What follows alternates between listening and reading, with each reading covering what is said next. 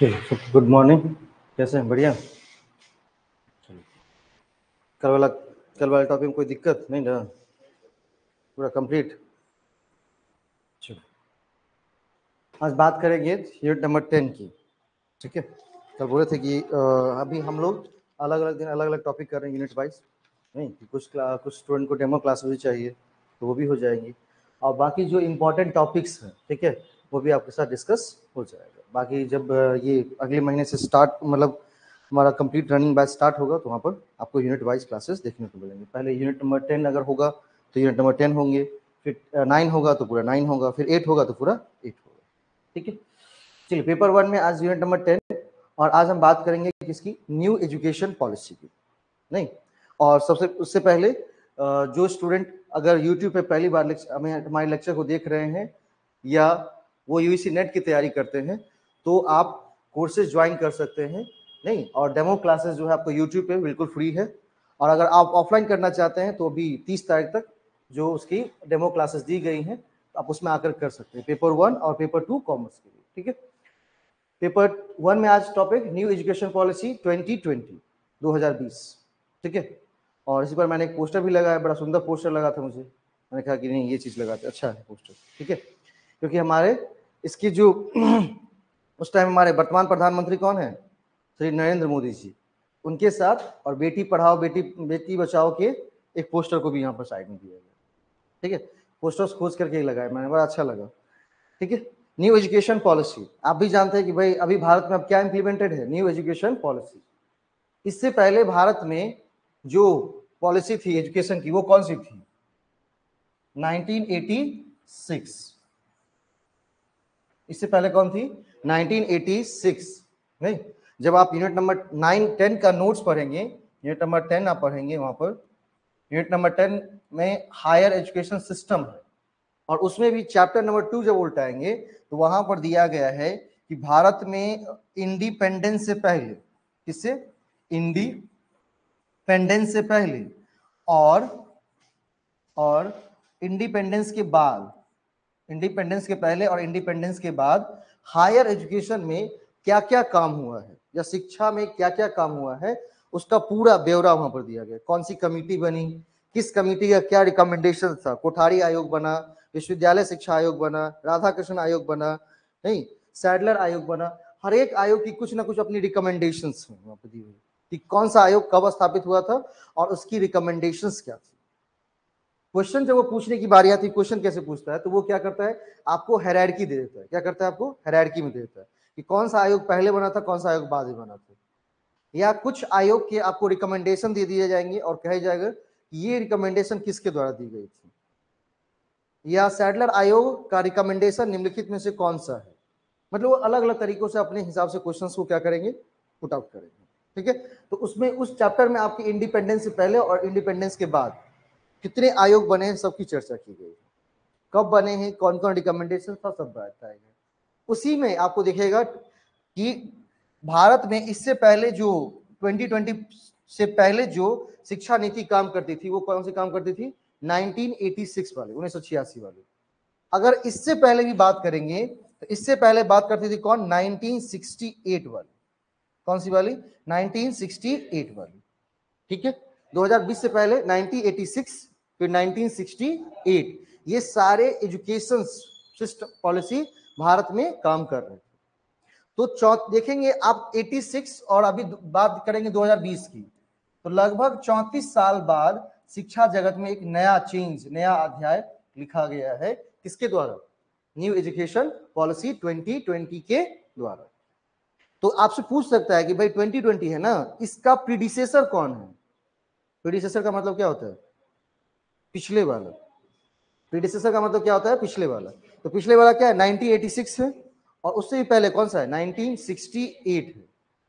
ठीक है, ये दो भाई 2020 के पहले वाले क्या हमारे एजुकेशन पॉलिसी हैं, 1986 और 1968, ये दोनों उसका प्रीडिसेसर है। ठीक है, अब जैसे 2020 आ गया है तो 1986 वाला प्रोविजन क्या है? अपने आप खत्म, क्योंकि जैसे ही लॉ में उसी से संबंधित कोई नया लॉ आ जाता है तो पुराने लॉ अपने आप क्या हो जाते हैं? एबॉलिश हो जाते हैं। लेकिन ये नहीं कि मतलब अगर पुराने लॉ के तहत कोई चीज स्टार्ट किया गया होगा तो बंद नहीं किया जाएगा। वो अब इसके अंतर्गत काम आ जाएंगे। जैसे आप बात करेंगे और कॉमर्स में 1956 पहले चलता था ना, कंपनीज अधिनियम, नहीं, लेकिन जब आप पढ़ने गए तो क्या कौन सा पढ़ाया गया, 2013 वाला ना। तो क्या एक बात बताइए, 1956 अधिनियम के तहत अगर कोई कंपनी स्थापित की गई है तो क्या 2013 आने के बाद उसे बंद कर दी जाएंगी? नहीं बंद की जाएंगी। उसमें जो रूल थे 1956 के बदले अब कौन से रूल लगेंगे, 2013 वाले। लेकिन अगर कोई 1956 अधिनियम के तहत कंपनी खोला था तो 2013 आने के बाद उसको बंद नहीं किया जाएगा, बल्कि उस कंपनी पर अब 2013 वाले सारे प्रोविजन क्या होंगे, लागू। ठीक है, तो 1986 आ गया तो इससे ये नहीं कि 1986 के तहत अगर कोई चीज स्टार्ट किया गया होगा तो 2020 आने के बाद बंद हो जाएगा, बस रूल चेंज हो जाएंगे। 1986 वाले रूल खत्म, 2020 वाले रूल शुरू। ठीक है, और ये भारत में लागू कर दिया गया है। हर एक राज्यों में उन्होंने अपने अपने हिसाब से क्या किया था, अपने अपने हिसाब से उन्होंने उसको अडॉप्ट किया था। ठीक है, चलिए, कहता है कि अगर हम बात करें किसकी, एनईपी 2020 की हम बात करें तो उसमें उन्होंने क्या किया है, transforming circular and pedagogical structure. सबसे बड़ी जो चेंजेस की गई हैं 2020 में, वो सर्कुलर और पेडागोजिकल स्ट्रक्चर में चेंज किया गया। क्या किया गया, पेडागोजिकल स्ट्रक्चर में चेंज किया गया। अब क्या चेंज किया गया है, तो यहां आप फिगर के माध्यम से देखेंगे कि ये है 1986 का एकेडमिक स्ट्रक्चर। जो अधिनियम है, जो हमारा पॉलिसी है, न्यू एजुकेशन पॉलिसी 1986, उसके तहत एग्जिस्टिंग एकेडमिक स्ट्रक्चर, उसके तहत स्ट्रक्चर कैसा था, तो कोई बच्चा 6 साल में स्कूल में जाता था और 16 साल में वहां से 10th पास होकर के यहां पर 10 साल का यहां स्कूलिंग, 10 साल का यहां स्कूलिंग और 2 साल का आपका यहां ऊपर 16 से लेकर 18 तक, ये होती थी ना। जितने भी मतलब 6 से लेकर के कहां तक, 10 साल, 16 साल तक वो वहां हो गया और 2 साल आगे 16 18। ठीक है, अब यहां पर जाएगा 6 साल में, वहां एक क्लास 1 में जाएगा और वहां से क्या करेगा, 10 साल वो क्या करेगा, क्लास में जाएगा, मतलब 10th पास किया और फिर 2 साल उधर 12th पास किया, फिर उसके बाद उसको ग्रेजुएशन करना, बीकॉम करना, बीए करना, जो करना है वो करे। इस तरह की पहले चलती थी अपने लोगों में। जिस दिन से 2020 आ गई है, अब इस चीजों को बदला गया है। क्या बदला गया है, तो इसको स्टेज बनाया गया है। पहला है कौन सा, फाउंडेशनल स्टेज, दूसरा क्या है, प्रिपरेटरी स्टेज, तीसरा क्या है, मिडिल स्टेज, और चौथा है सेकेंडरी स्टेज। मतलब इस पूरे स्ट्रक्चर को इस तरह से ट्रांसफॉर्म किया गया 2020 में। मतलब न्यू एकेडमिक स्ट्रक्चर की अगर हम बात करेंगे तो आपका इस तरह से कुछ निकलेगा कि पहला कौन सा, फाउंडेशनल स्टेज, फिर उसके बाद प्रिपरेटरी दूसरा नंबर पर, पहले नंबर पर ये आएगा, दूसरे पर ये, 3 पे ये और चौथे पर। ठीक है, अगर बात करेंगे कैंसर फाउंडेशनल की बात करेंगे तो उसमें 3 साल की आंगनबाड़ी में एडमिशन करवाई जाएंगी। फाउंडेशनल स्टेज में 2 चीज इंक्लूड किया गया, 3 साल की आंगनबाड़ी, जिसको आप बाल वाटिका कहते हैं, कुछ राज्यों में उसको आंगनबाड़ी कहा जाता है, कुछ राज्यों में उसका नाम बाल वाटिका है। ठीक है, तो 3 साल की आंगनबाड़ी, जहां पर बच्चा 3 साल में प्रवेश लेगा और 6 साल में वहां से क्या करेगा, पास कर जाएगा। 6 साल में उसकी एडमिशन कराई जाएंगी क्लास 1 एंड 2 में, क्लास 1 एंड 2 में। इसी को कहा गया है प्री नर्सरी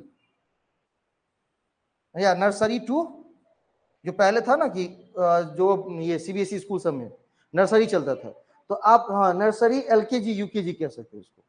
मतलब 3 साल में आंगनबाड़ी जब एडमिशन हुआ उसका, तो एक साल और बताया नर्सरी में, फिर बताया एलकेजी में और फिर बताया यूकेजी में। ठीक है, नर्सरी, एलकेजी, यूकेजी। अब स्कूल वाले इससे भी पहले एडमिशन लेने के लिए क्या कर रहे हैं पता है, एक प्री नर्सरी खोल रहे हैं। बहुत सारे स्कूल में आप सुनेंगे, सीबीएसई स्कूल में प्री नर्सरी स्टार्ट किया गया। सुने कि नहीं सुने? हाँ, तो वहां पर बच्चा कब जाएगा? तो हम एक बात कहे कि भाई एक काम करो, मम्मी जब क्या हो प्रेग्नेंट हो तभी लेके चले जाओ, उसी दिन से पढ़ाना शुरू करो। तो गजब का है, वो सिर्फ पैसे ऐडने की गति हो गई है। भाई 3 साल कम से कम उसको मैच्योर तो होने दो ना, कम से कम 3 साल तक वो समझ बुझ जाए कि वो पढ़ने जाना है, स्कूल जाना है। भाई उसका बचपन ही छीन रहा है उसे। माँ बाप भी और स्कूल वाला भी, प्री नर्सरी में उसको दे रहा है स्कूल में, क्यों आईएएस बन जाएगा वो? नहीं ना, ठीक है। वहां से देखिए क्या होती है कि एजुकेशन एक ऐसी चीज है जिसको देने का एक सही उम्र सही समय होता है, उससे पहले भी दे देंगे तो खराबी है, और वो उस टाइम पर नहीं भी मिलेगी तो खराबी है, ठीक है। तो सरकार ने कहा कि भाई सीबीएसई वाला क्या कर रहा है उससे कोई मतलब नहीं, हमको मतलब है अपने से, हम आंगनबाड़ी में एडमिशन कराएंगे कब? 3 साल का जब बच्चा होगा तब, और 6 साल में उसको आंगनबाड़ी से वहां से निकालेंगे और फिर ले चलेंगे उसको कहां पर? क्लास 1-2 में। मतलब 5 साल उसको फाउंडेशनल स्टेज में बताना पड़ेगा, मतलब 5 साल हम उसके केवल फाउंडेशन पर काम करेंगे, उसका बेस पे काम करेंगे, जो होता है ना घर का नींव देना, तो नींव देना हम काम करेंगे वहां पर, जिसमें बात की जाएगी किसकी? आपकी 3 साल की आंगनबाड़ी और 2 साल का क्लास 1 और 2, ये बच्चे का फाउंडेशन होता है, बेस होता है यहाँ पर, वो कैसे एक्ट करेगा। अब उसको ले चलेंगे 3 साल के लिए प्रिपरेटरी स्टेज में, जहां पर वो क्लास 3 से लेकर के 5 तक जाएगा, 3, 4, 5। जब उसकी उम्र कितनी है? 8 से लेकर के 11 साल तक है। फिर उसको हम ले चलेंगे 3 साल के लिए मिडिल स्टेज में, जहां पर उसकी उम्र है 11 साल से 14 साल, और वो क्लास 6, 7, 8 में जा रहा है। अब उसके बाद 4 साल उसको हम बोलेंगे कहां पर? सेकेंडरी स्टेज में, जहां पर क्लास 9, 10, 11, 12। इसीलिए अब कॉलेज से 11, 12 को क्या कर दिया गया? हटा दिया गया। तो कॉलेज से 11, 12 को हटा दिया गया, इसका मतलब समझे क्या हो गया? क्या मतलब? अब सेकेंडरी चली गई है पहले। भाई अगर हम नेट पास कर रहे हैं, जेआरएफ करके कल प्रोफेसर बन रहे, तो पता है क्या? अब बच्चा सबसे दर्शन होना बंद। क्लास 11, 12 सोचे थे ना कि क्लास 11, 12 में कहीं मास्टर बना देगा प्रोफेसर, तो वहां पर हट जाए, नहीं। अब सीधे वहां पर आना है किसको?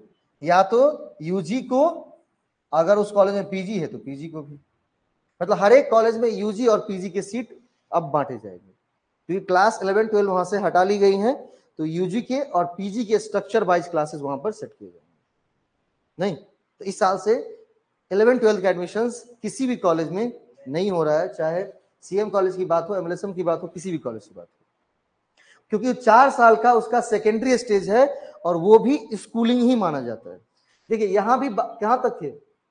12 साल तक ही थे, और यहां भी वहीं तक होंगे, देखेंगे 18 साल तक ही होंगे ना।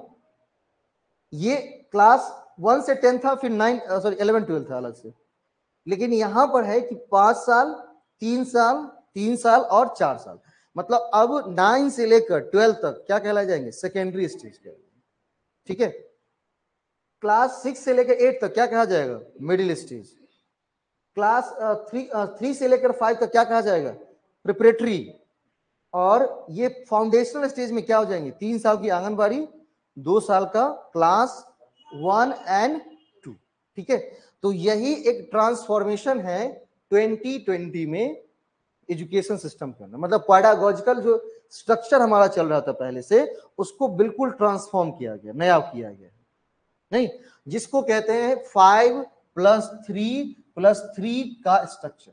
इसका 5+3+3+4 का स्ट्रक्चर कहा जाता है। आप समझे? 5+3+3+4 का स्ट्रक्चर उसे कहा जाता है, ठीक है। 5 साल का फाउंडेशनल स्टेज, जिसमें 3 साल की आंगनबाड़ी, 2 साल का 1 और 2, फिर 3 साल का प्रिपरेटरी स्टेज क्लास 3 to 5, पर 3 साल का मिडिल स्टेज 6 to 8, एज 11 से लेकर 14 साल तक, और 4 साल का सेकेंडरी स्टेज, जहां पर 9 से लेकर 12 तक। एज कितनी हो रही है उसकी? 14 से लेकर 18 तक। कितनी हो रही है? 14 से लेकर के 18 साल तक।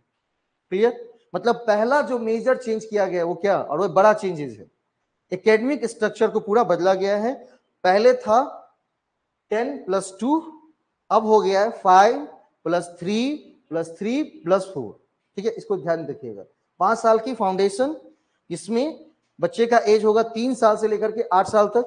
अब उसमें भी 2 पार्ट, 3 से लेकर 6 साल तक आंगनबाड़ी, हाँ 6 से लेकर 8 तक, 2 साल का क्लास 1, 2। फिर 3 साल का प्रिपरेटरी स्टेज टोटल होगा, जहां पर बच्चे की उम्र होगी 8 से लेकर 11 साल तक, और वो रहेगा क्लास 3 to 5 में। फिर 3 साल का मिडिल स्टेज, जहां पर बच्चे का उम्र होगा 11 से लेकर 14 साल तक, क्लास 6 से लेकर के 8, मतलब 6, 7, 8। फिर 4 साल का सेकेंडरी स्टेज, जहां बच्चे की उम्र होगी 14 से लेकर 18 साल तक, और वहां पर क्लास 9, 10, 11, 12 ये चीजें। क्लियर पूरा, कोई दिक्कत नहीं ना?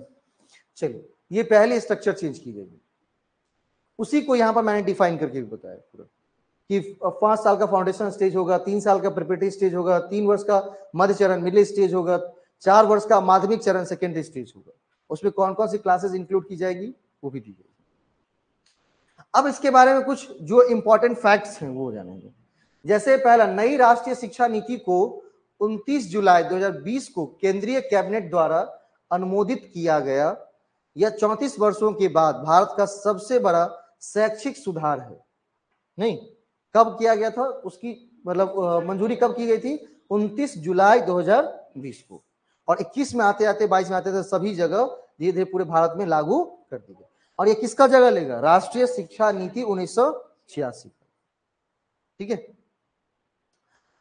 अब राष्ट्रीय शिक्षा नीति के लागू होने से लगभग 2 करोड़ स्कूल के बच्चे मुख्य धारा में वापस आएंगे, और इससे सरकारी और गैर सरकारी स्कूलों में शिक्षा के मानक समान होंगे। मतलब न्यू एजुकेशन पॉलिसी ऐसी बनाई गई है जहां पर 2 करोड़ से ज्यादा स्टूडेंट कहां पर आएंगे?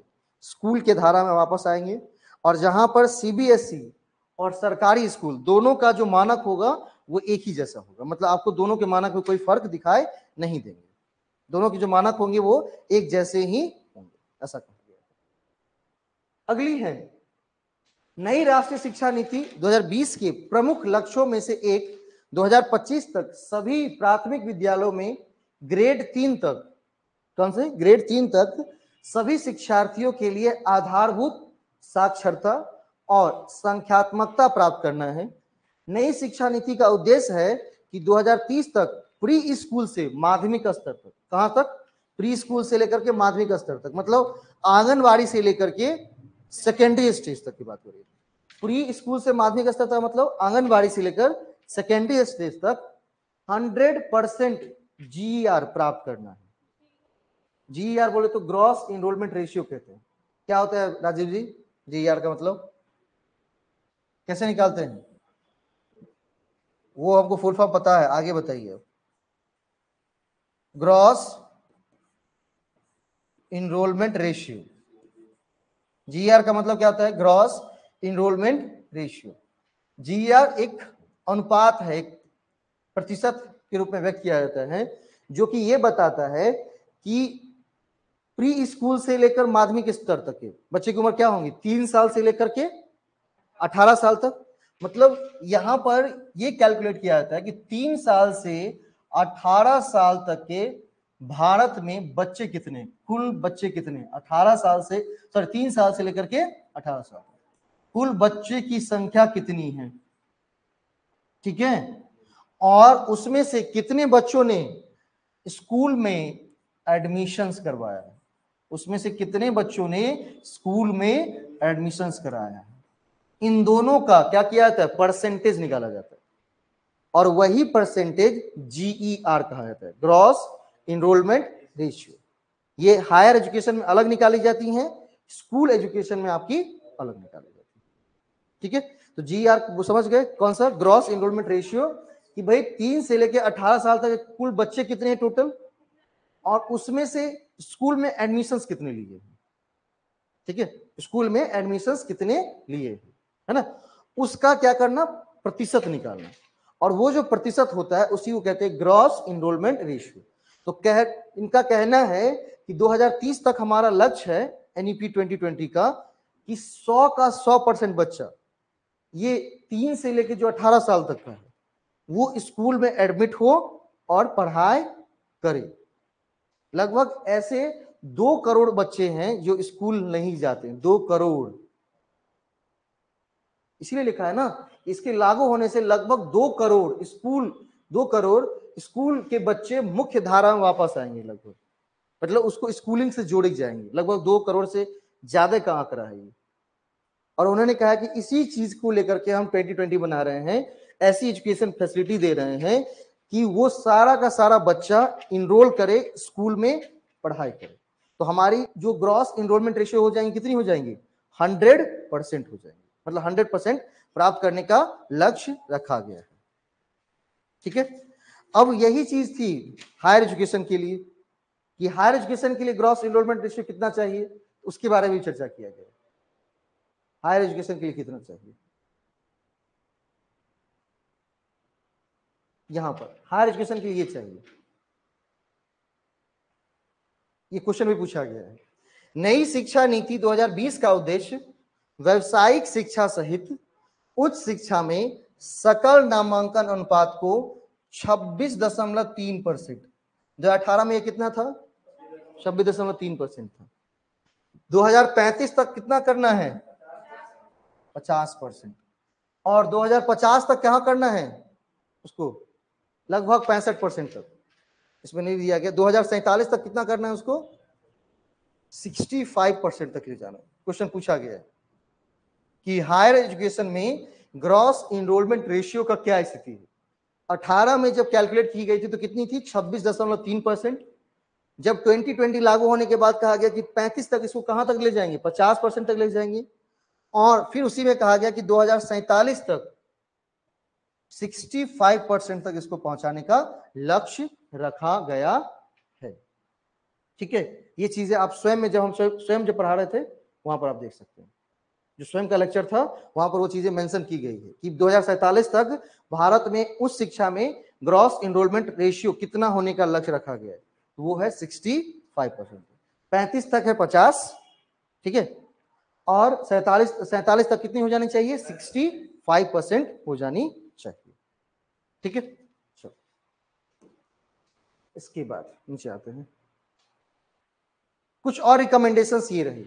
कक्षा 5 तक की शिक्षा में शिक्षण का माध्यम मातृभाषा या क्षेत्रीय भाषा होगा। ठीक है, कक्षा 6 से ही शैक्षणिक पाठ्यक्रम में व्यावसायिक शिक्षा को शामिल किया जाएगा, मतलब उनको कंप्यूटर का नॉलेज, जो व्यावसायिक शिक्षा होती है, नहीं जैसे कंप्यूटर का नॉलेज देना, कोई स्किल सिखाना जिससे वो क्या कर सकते, कल रोजगार प्राप्त कर सकते, तो वो चीजें क्लास 6 से ही क्या करनी, इंट्रोड्यूस करनी।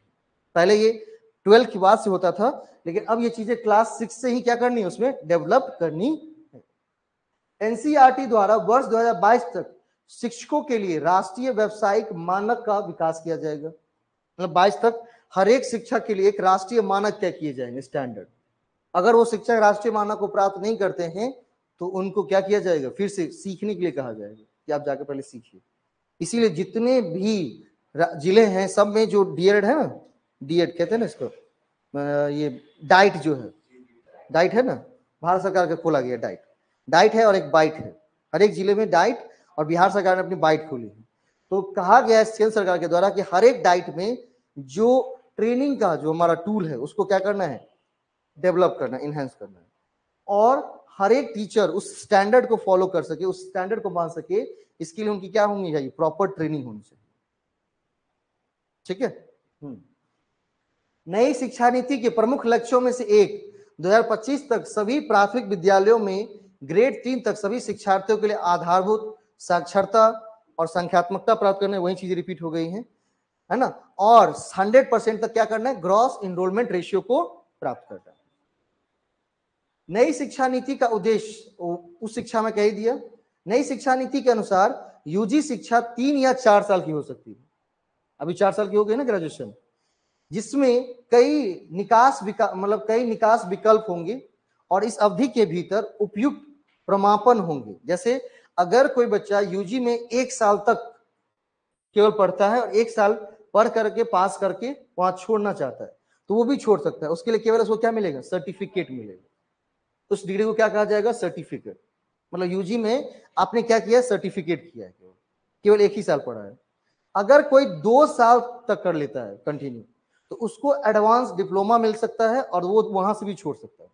मतलब बीकॉम में आप डिप्लोमा कर सकते हैं। अगर कोई कॉमर्स से ग्रेजुएशन में इंटर लिया, यूजी में एडमिशन लिया तो 1 साल के बाद ही छोड़ सकता है, उसको सिर्फ सर्टिफिकेट मिल करके छोड़ सकता है, वहीं पर क्विट कर सकता है वो।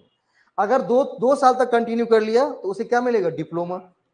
और अगर 3 साल मिल गया तो क्या मिलेगी, बैचलर की डिग्री मिलेगी। और 4 साल कर लिया तो रिसर्च के साथ बैचलर की डिग्री मिलेगी।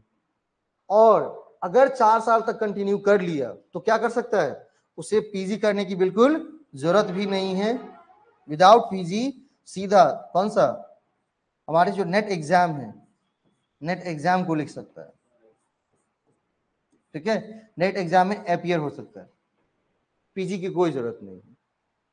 ठीक है, सीधा वहां से नेट एग्जाम देकर के प्रोफेसर बन सकता है। तो जब उसकी उम्र कितनी होगी तब वहां पर, लगभग 22 साल नहीं तो 22 साल में नई एजुकेशन व्यवस्था के तहत एक व्यक्ति नेट एग्जाम पास करके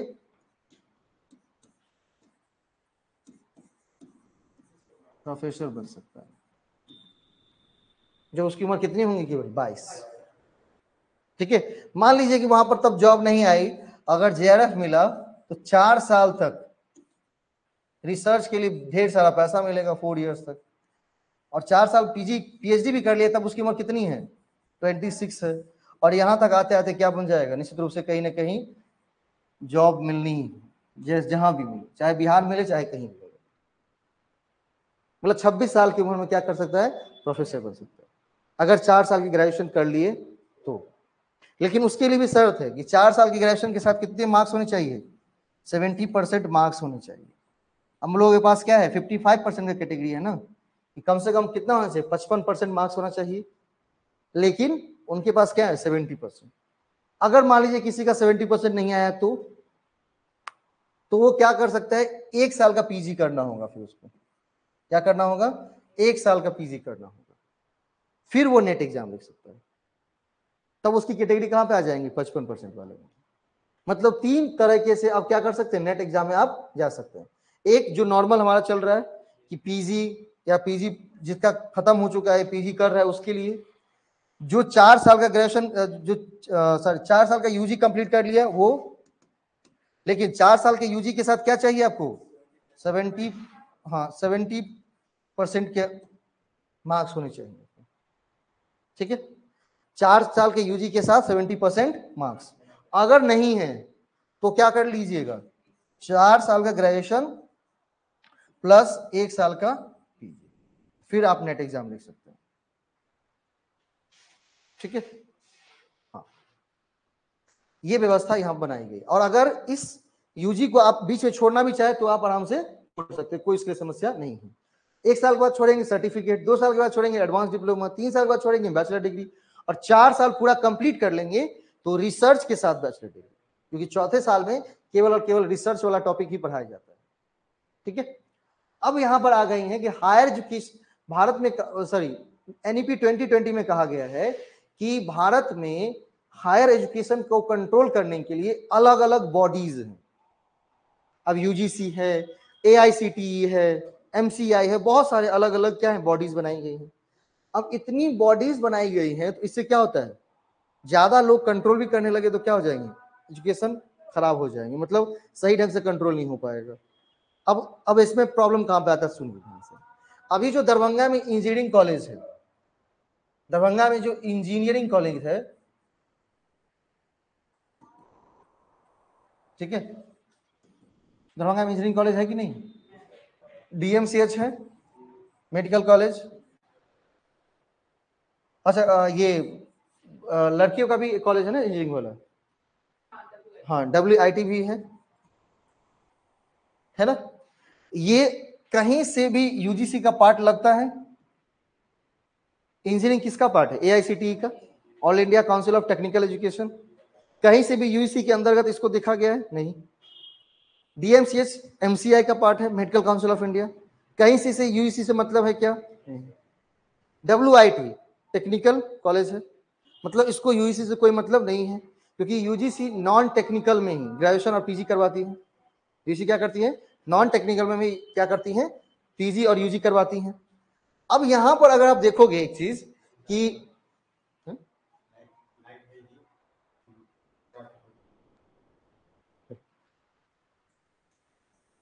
अगर आप देखेंगे कि इस सब को कहां पर डाला गया है, इंजीनियरिंग को, डीएमसीएच को और WIT को, ये एक कॉलेज है। कॉलेज अपने ऊपर किसी को रखना ही पड़ेगा उसको, मतलब उसके अंतर्गत कोई अगर क्षेत्रीय विश्वविद्यालय आ रहे होंगे तो उसके अंदर उसको डाला जाएगा। तो डीएमसीएच किसके अंतर्गत काम करती है? एलएनएमयू के अंतर्गत काम करती है, पता है ये बात?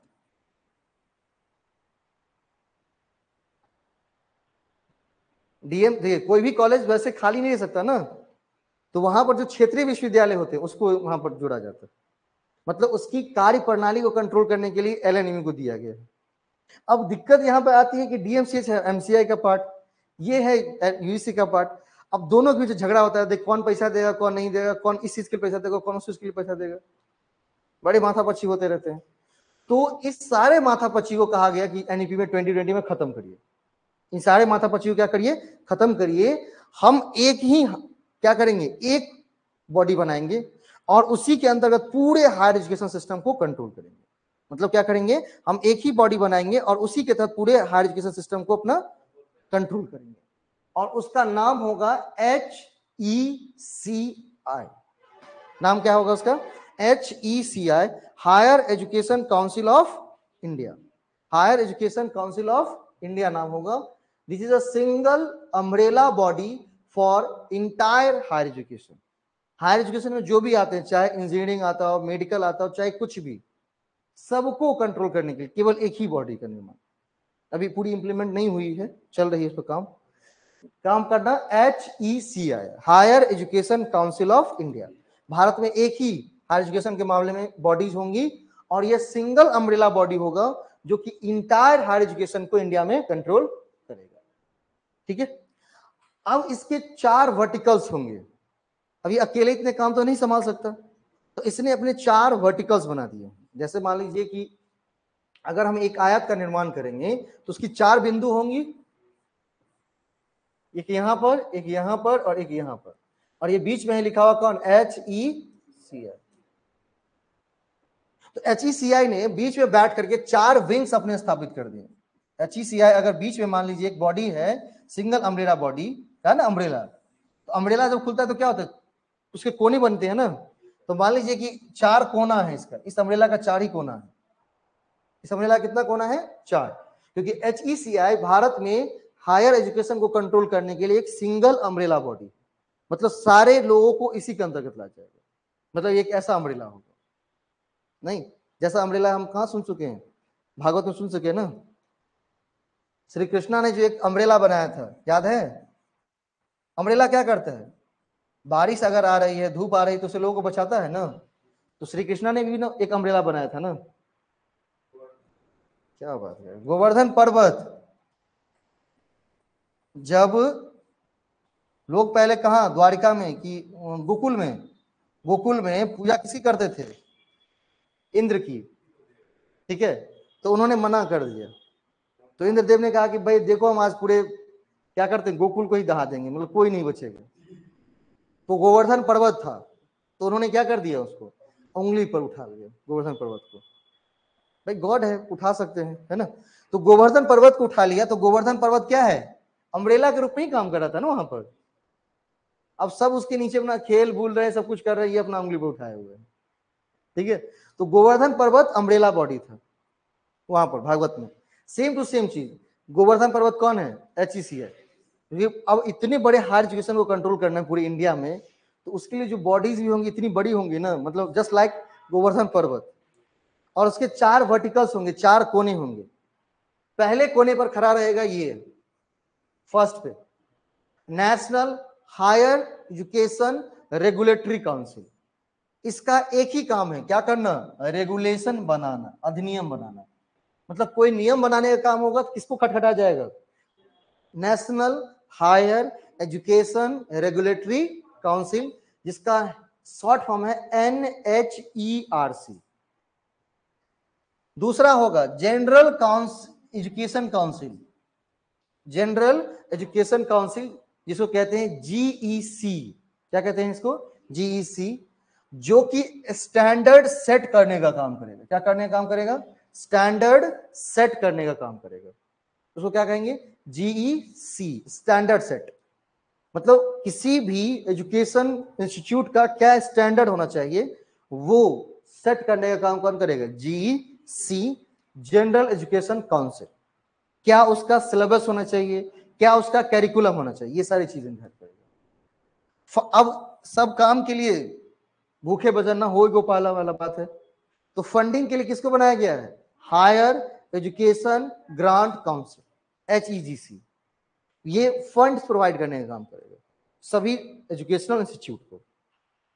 एंड अब इस जब हम फंड दे दिए, रेगुलेशन बना दिए, स्टैंडर्ड सेट कर दिए, तो एक व्यक्ति तो कोई ना कोई होना चाहिए ना, जो कि क्या करेगा, मूल्यांकन करेगा कि सही में फंड को यूज किया है या नहीं किया है, कितना किया है फंड का यूज, जो स्टैंडर्ड सेट किए गए थे उस स्टैंडर्ड को पूरा किया है या नहीं किया है।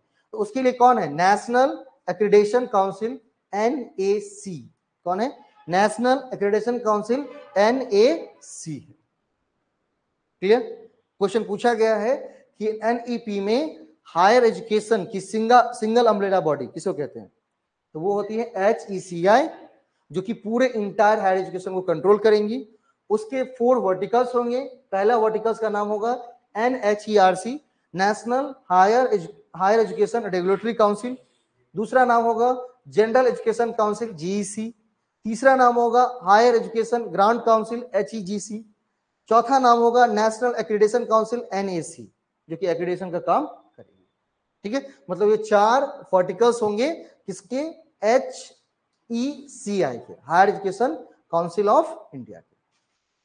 इसके बाद और क्या क्या चीजें इसमें दी गई है, युवाओं को विश्व स्तरीय शिक्षा दिलाने के लिए शिक्षा में प्रौद्योगिकी को भारी रूप में अपनाया जाएगा। इसके लिए राष्ट्रीय शैक्षणिक प्रौद्योगिक मंच, NEPF, नेशनल एजुकेशन टेक्निकल नहीं फाउंडेशन या प्लेटफॉर्म तैयार किया जाएगा, मंच तैयार किए जाएंगे, जहां पर युवाओं को ज्यादा से ज्यादा टेक्निकल चीजें सिखाई जाएंगी, ताकि वो विश्व स्तर पर क्या कर सके, जॉब हासिल कर सके, वहां पर स्किल डेवलप करके कुछ कमा सके। देश भर के उच्च शिक्षण संस्थानों के लिए एकल नियामक भारत उच्च शिक्षा HECI की स्थापना की सिफारिश की गई, जो कि आपने ऊपर पढ़ा है। केंद्र व राज्य सरकार के सहयोग से शिक्षा क्षेत्र पर GDP का 6% हिस्सा खर्च किया जाएगा। भारत सरकार भी अपनी टोटल GDP की 6% एजुकेशन में खर्च करेंगी, और बिहार सरकार भी तो अपने टोटल GDP का 6% खर्च करेंगी। ये सार्वजनिक लक्ष्य रखा गया है। वर्ष 2025 तक कक्षा 3 तक के बच्चों के लिए आधारभूत कौशल सुनिश्चित किया जाएगा। 30 तक अध्यापन के लिए न्यूनतम योग्यता 4 वर्ष की BEd डिग्री होगी। मतलब 30 तक जो आप देख रहे हैं, आप नहीं अब देख रहे हैं 30 तक क्या हो जाएंगी, 30 के बाद अब 4 साल का ग्रेजुएशन, मतलब BEd जो होगा वो 4 साल का होगा। अभी तक 2 साल में हो जाता था ना, अब 4 साल की BEd डिग्री होगी। ठीक है, और वो लागू हो गई है। नहीं, 2024 से पहले जिन्होंने भी BEd में एडमिशन ले लिया। 2024 के बाद जो भी एडमिशन होंगे वो सभी 4 साल की BEd पे होंगे। ये लास्ट ईयर था जो मौका दिया गया था कि आप 2 साल की BEd डिग्री में एनरोल करेंगे। ठीक है, 30 तक आते आते पूरे देश में इसको कंप्लीट रूप से बंद किया जाएगा। मतलब अब अगर किसी को BEd करनी है तो 4 साल की, लेकिन उसके लिए एक अच्छी चीज है, ये 4 साल का BEd आप जो कर सकते हैं वो तुरंत 12th के बाद कर सकते हैं। हाँ, क्या कर सकते हैं, तुरंत 12th के बाद कर सकते। मतलब अब अगर आप एजुकेशन को देखेंगे तो 12th के बाद आपको एक बहुत सुंदर सा चीज देखने को मिलेगा कि वहां से बच्चा सब कुछ डिसाइड करता है। 12th पास किया, चाहे वो IA से किया हो, ICOM किया हो या IS से किया हो, नहीं, आप किसी को मान लीजिए कि साइंस वाला है तो उसको कहाँ जाना है, टेक्निकल फील्ड में जाना है, टेक फील्ड में जाना है, तो उसके लिए क्या करे, अलग अलग एग्जाम्स आती हैं, IIT, JEE, नहीं सॉरी नीट सबका एग्जाम सब आता है, सॉरी नहीं IIT JEE एक और आता है ना शायद एडमिशन कराने के लिए, IIT का एग्जाम होता है, और भी स्टेट्स अभी तो एग्जाम लेती है ना अलग अलग अपने इंजीनियरिंग कॉलेज में एडमिशन के लिए। तो IIT वो एग्जाम के दे करके कहाँ पर, टेक की तरफ चला गया। उसके बाद वो अपना टेक करके MTech करे, जो करे उसमें मास्टर्स करे, अपना कर सकता है। भाई कॉमर्स वाला है क्या करेगा, CA करे, लॉ करे, नहीं MBA करे, ये सब तो क्या हो गई, प्रोफेशनल डिग्री हो गई। लेकिन अगर हम सामान्य रूप से बात करेंगे तो ये सब क्या कर सकता है। अब अगर इसको किसी को टीचर बनना है तो यहीं से वो 4 साल का BEd करे, और वो भी कहां से, IIT से। अभी एक एग्जाम निकला है एनसीटीई, ठीक है, एनसीटीई का एग्जाम निकला जिसका मैंने वीडियो भी बनाया था। इस एंट्रेंस एग्जाम के थ्रू कोई भी बच्चा 12th पास वो क्या कर सकता है, बीएड में एडमिशन ले सकता है आईआईटीज में, जो देश के प्रमुख संस्थान है आईआईटीज, जो बड़े बड़े विश्वविद्यालय हैं जहां पर 4 साल का बीएड शुरू हो चुका है, वहां वो एडमिशन ले सकते हैं। ठीक है, अगर किसी को भाई प्रोफेसर बनना है टीचिंग में, तो यहां से क्या कर ले, 4 साल का ग्रेजुएशन कर ले, प्रोफेसर बन सकते हैं। मैं अपने शिक्षण की बात करता हूँ, बाकी तो और भी है प्रोफेशनल डिग्री। मतलब यहीं से सारी चीजें डिसाइड हो जाएंगी, मतलब आगे आपको ज्यादा बढ़ने और घटने की जरूरत नहीं है। 12th के बाद भाई टीचर, तो आप क्या कर लीजिए, वहां से 4 साल का बीएड कर लीजिए, और बाद में अगर 4 साल का बीएड भी कर लिए तो भी आप नेट एग्जाम दे सकते हैं ना, क्योंकि बीएड भी क्या है, एक बैचलर डिग्री है, वो भी 4 साल का आपने कंप्लीट किया है, तो वो भी स्टूडेंट आकर नेट एग्जाम दे सकता है। लेकिन वो किससे दे सकता है, केवल एजुकेशन से दे सकता है, दूसरे चीज से नहीं दे सकता। लेकिन जो कॉमर्स से किया, कॉमर्स से देगा, क्योंकि नेट उसी से दे सकते हैं जिससे आपका यूजी और पीजी रहता है, उसी से। अभी तो पीजी, लेकिन अगर कोई यूजी बेस पे देता है तो यूजी में जो सब्जेक्ट होगा उसी पे भेज देगा। नहीं, अगला है, उच्च शिक्षण संस्थानों से प्राप्त अंकों को एकेडमिक बैंक ऑफ क्रेडिट के द्वारा सुरक्षित रखा जाएगा। एकेडमिक बैंक ऑफ क्रेडिट की स्थापना की गई है, मतलब आपको एक यूनिक आईडी यहां पर मिलती है, अकाउंट नंबर मिलता है, जहां पर अभी तक जो भी आपने डिग्रियां की है उसके लिए जो भी क्रेडिट है वो सब आपके उस बैंक में जमा रहेंगे। नाम होगा academic bank of credit, ABC। MPhil कार्यक्रम को बिल्कुल समाप्त कर दिया गया है, अब एमफिल जैसी बात बिल्कुल नहीं होती है। एमफिल बोले तो पीएचडी का एक छोटा सा भाई, ठीक है। एमफिल को बिल्कुल अब खत्म कर दिया गया, अब सीधा मास्टर्स के बाद पीएचडी ही करना होगा, एमफिल जैसी बात नहीं होगी। 2020 पहुंच, समानता, गुणवत्ता, सामर्थ्य और जवाबदेही के 5 मार्गदर्शक स्तंभों पर आधारित है। क्वेश्चन पूछा गया है कि एनईपी किन 5 स्तंभों पर आधारित है, मतलब उसका 5 पिलर कौन है। तो पहले पिलर का नाम है पहुंच, मतलब ये चाहता है कि हम सभी तक अपनी पहुंच बनाए, मतलब भारत के सभी बच्चों तक हमारी पहुंच हो, इसको कहते हैं एक्सेस। दूसरा होता है कौन सा, समानता, इसको कहते हैं इक्विटी, सबको समान रूप से देखेंगे। तीसरी है गुणवत्ता, क्वालिटी, तीसरी क्या है, गुणवत्ता, क्वालिटी। चौथी है सामर्थ्य, अफोर्डेबिलिटी, हमारी अफोर्डेबिलिटी इतनी हो कि हम क्या कर सके, जो भी बच्चे हैं हमारे उसको पढ़ा करके कुछ स्किल डेवलप करके उसको कुछ बना सके, ऐसा अफोर्ड, सामर्थ्य होना चाहिए। एंड चौथी अकाउंटेबिलिटी, जवाबदेही। जवाबदेही किसकी होगी, एनईपी 2020 की होगी। नहीं, अगर कोई बच्चा नहीं पढ़ पाया तो उसकी जवाबदेही कौन लेगा, एनईपी 2020 ही लेगा। तो ये 5 उसके क्या है, स्तंभ है। कौन कौन सा भाई, पहुंच, समानता, गुणवत्ता, और वो चाहता है कि हमारे इंस्टीट्यूट ऐसे हो जो सामर्थ्य हो किसी भी बच्चों को पढ़ा करके स्किल डेवलप करने के लिए। एंड 5वीं जो चीज है वो है जवाबदेही। जवाबदेही का मतलब अकाउंटेबिलिटी, मतलब हमारे पास क्या होना चाहिए, अकाउंटेबिलिटी, मतलब कोई भी संस्थान है तो वो अकाउंटेबल होगा, जवाबदेह होगा, किसके लिए, स्टूडेंट के एजुकेशन के लिए। तो ये 5 स्तंभ तैयार किए गए हैं एनईपी 2020 के लिए, ठीक है। यही था आपका पूरा का पूरा इसमें, ठीक है। चलिए, आपके अगर मन में कोई प्रश्न हो तो पूछ लीजिए। एनईपी से लेकर कोई प्रश्न हो आपके मन में तो पूछिए।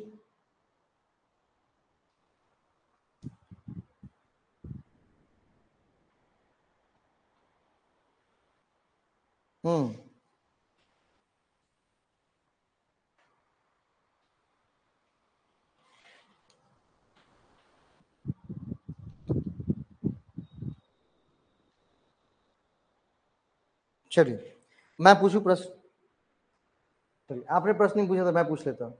भारत का ऐसा कौन सा राज्य है जिन्होंने सबसे पहले एनईपी 2020 को अपनाया। भारत का ऐसा कौन सा राज्य है जिन्होंने सबसे पहले, फर्स्ट, सबसे पहले भारत में एनईपी 2020 को अपनाने वाले राज्य का नाम क्या है। जरूरी नहीं केरल सबसे ऊपर हो तो सबसे ऊपर होगा, कर्नाटक लिख लेंगे, एक स्टैटिक जीके का प्रश्न है। कर्नाटक। भारत में सबसे पहले इंप्लीमेंट करने वाले जो स्टेट है एनईपी 2020 को, वो कौन है? कर्नाटक।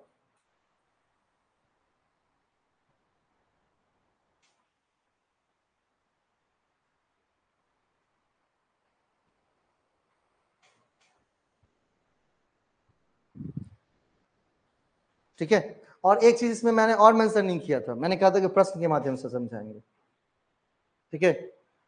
दूसरा प्रश्न है कि एनईपी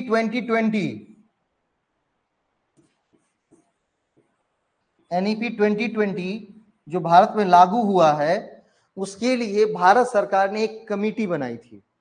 क्या की थी? भारत सरकार ने एक कमिटी बनाई थी। जो कमिटी को दिया गया था कि आपको पहले भारत के एजुकेशन सिस्टम पर डिटेल्ड क्या करना है? अध्ययन करना है, स्टडी करना है, और उसके बाद हमें एक नई एजुकेशन पॉलिसी बनानी है, उसके लिए कुछ रिकमेंडेशन देने हैं। तो वो जो कमिटी बनी थी, उस कमिटी का क्या नाम है?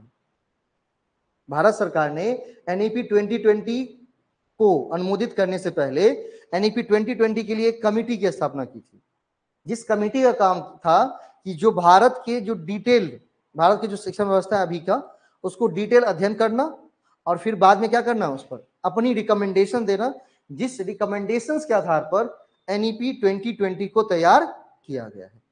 उस कमिटी का क्या नाम है, ये पूछा गया है। उस कमिटी का नाम है के कस्तूरी रंगन, क्योंकि उसके जो उस कमिटी के जो अध्यक्ष थे, के थे कौन थे? के कस्तूरी रंगन। कस्तूरी रंगन, कस्तूरी रंगन एक साथ ही लिखाया जाएगा, के कस्तूरी रंगन समिति।